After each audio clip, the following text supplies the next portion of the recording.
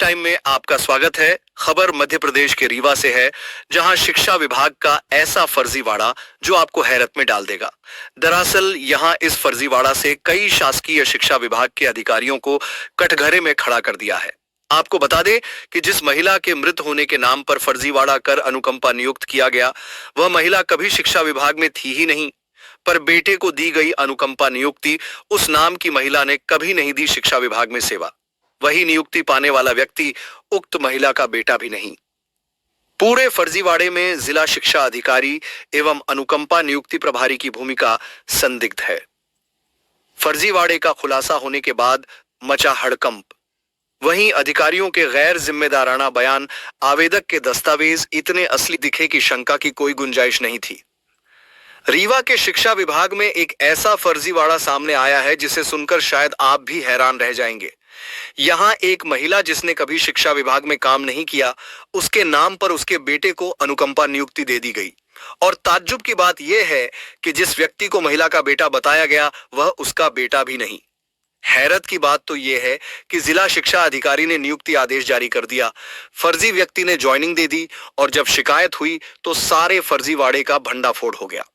कथित तौर पर इस अनुकंपा नियुक्ति में जिला शिक्षा अधिकारी एवं अनुकंपा नियुक्ति प्रभारी राम प्रसन्न द्विवेदी की भूमिका संदिग्ध है।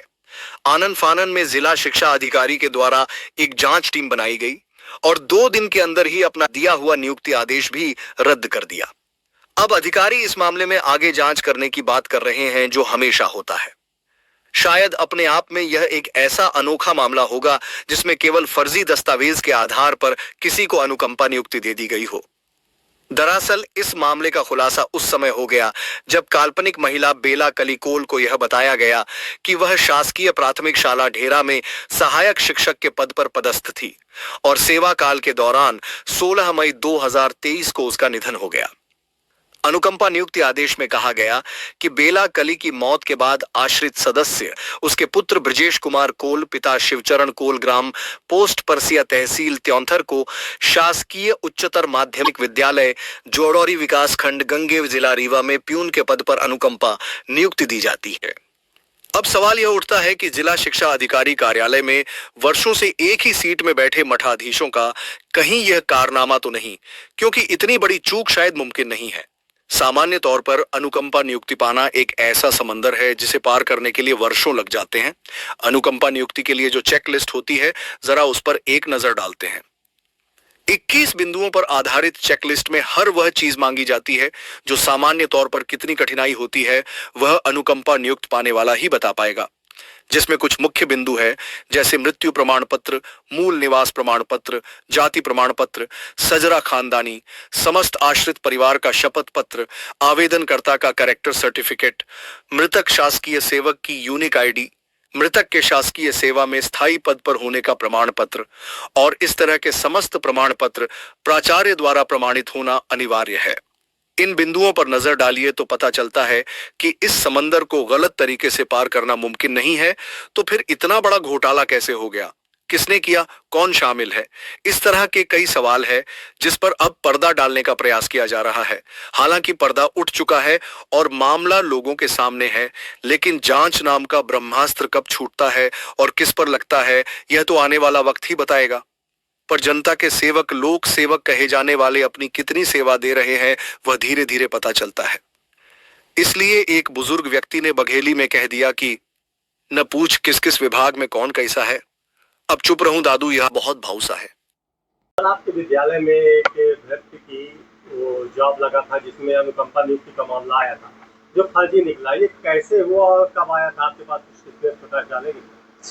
ये मुझे जिला शिक्षा अधिकारी कार्यालय से एक आदेश प्राप्त हुआ जिसमें मैंने श्री ब्रजेश कुमार कोल भृत्य की अनुकंपा नियुक्ति से संबंधित था और उसकी अनुकंपा नियुक्ति हमारे विद्यालय में संकुल में हुई थी और उसको मैंने 17 अप्रैल 2025 को ज्वाइन कराया। इसके बाद उसकी आगे की प्रक्रिया शुरू हुई, जिसमें यूनिक आईडी अलॉट होती है, फिर एम्प्लॉय कोड अलॉट होता है, उसके बाद ही उसको वेतन देय होता है। तो जब मैंने उससे दस्तावेजों की मांग की तो उसने अपना दस्तावेज तो दिया, लेकिन माता जी के से संबंधित दस्तावेज देने में उसने आनाकानी की और वो 1-2 दिन गैप भी किया स्कूल भी आने में। तो मुझे ऐसा प्रतीत हुआ कि ये कहीं न कहीं गड़बड़ है। तो फिर मैंने उस प्रक्रिया को 1 मई से ही वो गायब हो गया। फिर 30 अप्रैल तक हमारे पास आया, 1 मई से वो विद्यालय भी नहीं आया। फिर मैंने उस प्रकरण को लिख करके दिया जिला शिक्षा अधिकारी महोदय रीवा को। तत्पश्चात स्वयं मिल करके मैंने उस पर चर्चा की, और जब जिला शिक्षा अधिकारी कार्यालय से उसकी जांच हुई तो जांच में उसका मोबाइल भी बंद हो गया और जांच में उपस्थित भी नहीं हुआ। जांच टीम उसके गांव तक गई और जांच करने के बाद उसका पूरा का पूरा प्रकरण फर्जी निकला और उसकी सेवाएं कल दिनांक 26 तारीख को सेवाएं उसकी समाप्त कर दी गई। नियुक्ति पत्र किसके हस्ताक्षर से आप तक पहुंचे?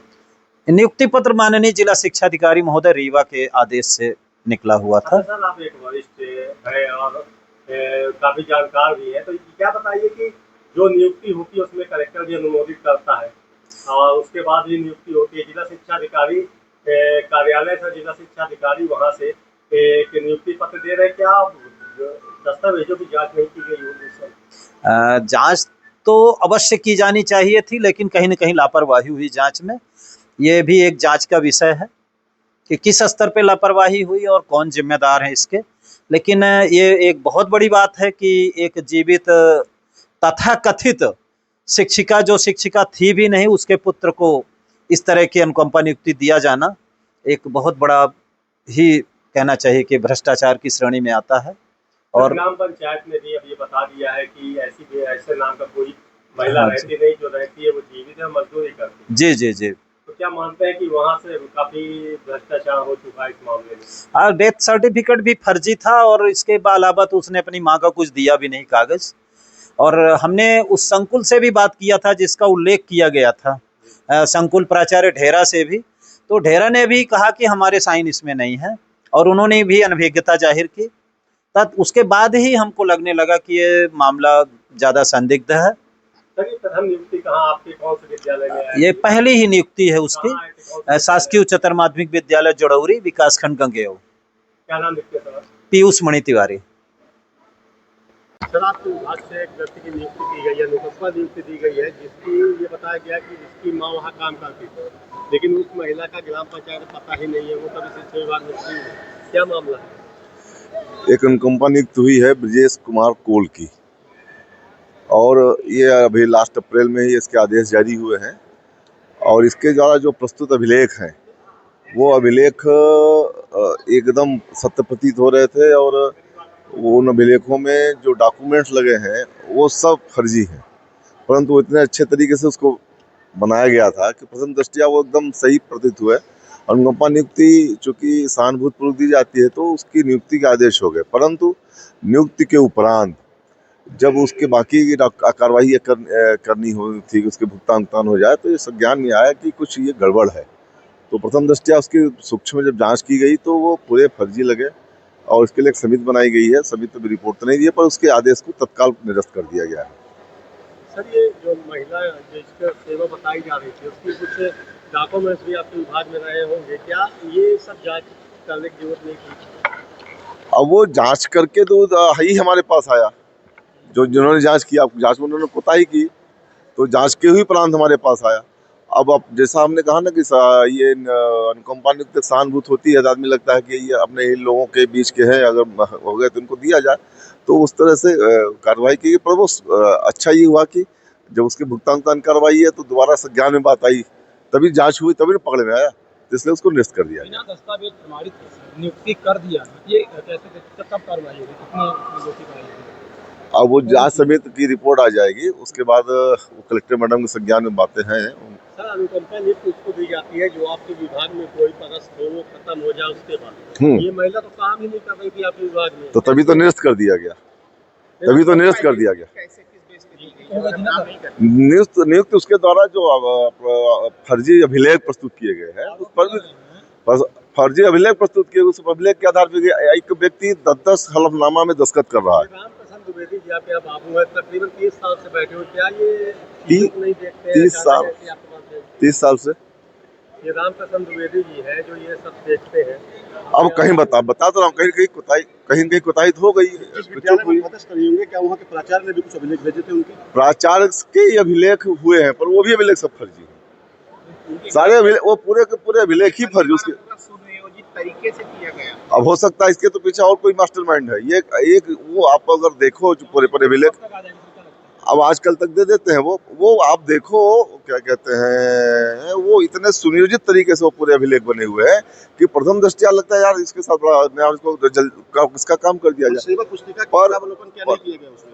पर जो है वो सभी उसमें लगे हुए थे, पर वो जो है सारे के सारे अभिलेख मैनिपुलेटेड है। सेवा पुस्तिका तो आपके कार्यालय में मामला न फंसता तो शायद उसके तो शासन इसीलिए इतने सारे छन्ने लगाए रहते हैं, कहीं ना कहीं पकड़ में आओ, कितना फर्जी करो। आप उम्मीद, क्या फर्जी हुई हो उसके अब वो सारी जांच कराता हूँ मैं सारे। आप सोचो कि एक अनुकंपा नियुक्त में 10 कम से कम हलफनामा लगते हैं, जो वो हलफनामा नोट उस पर क्या कहते हैं स्टाम्प पेपर पर देता है। आदमी एक सही स्टाम्प पेपर पर दस्तखत करने से बचता है। 10 स्टाम्प पेपर में उसने क्या कहते हैं दस्तखत किए हैं, तो वो तो कहीं ना कहीं उसके पीछे कोई न कोई मास्टरमाइंड है। वर्षों से लोग अनुकंपा नियुक्ति के लिए आपके कार्यालय चक्कर लगा रहे हैं। उनकी कोई नियुक्ति कोई कोई चक्कर नहीं लगा रहा है। जिसकी पाता एक आदमी एक साथ कोई चक्कर नहीं लग रहा है। इसी वो क्या कहते हैं जिसकी पात्रता बनती है, जिसके अभिलेख पूरे होते हैं, उसकी नियुक्ति दी जा रही है। हमने बहुत सारी नियुक्ति दी और इसी जल्दीबाजी में तो गड़बड़ हो गई।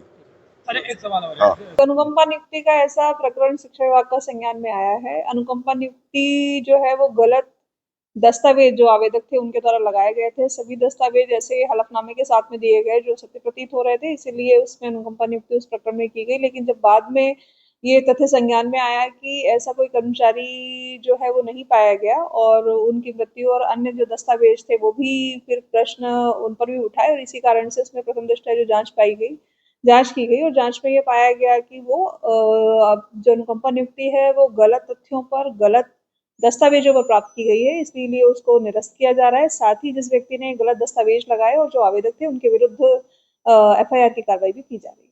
मैडम, ये जो महिला का नाम बताया गया था, क्या उसकी सेवा पुस्तिका वगैरह जांच की जाती है कोई नियुक्ति देने ये से? प्रकरण में जो है प्रथम दृष्टया जो जांच पाई गई थी तो उसमें सबसे पहले ये काम किया गया कि उनकी अनुकंपा नियुक्ति को समाप्त किया जाए क्योंकि उन्होंने गलत दस्तावेजों पर ली है। फिर इसके बाद इसमें एक डिटेल्ड जांच संस्थित की गई है जिसमें इन सभी जो फैक्ट्स हैं उन पर जांच की जाएगी और तब ये बिंदुओं का पता लगेगा।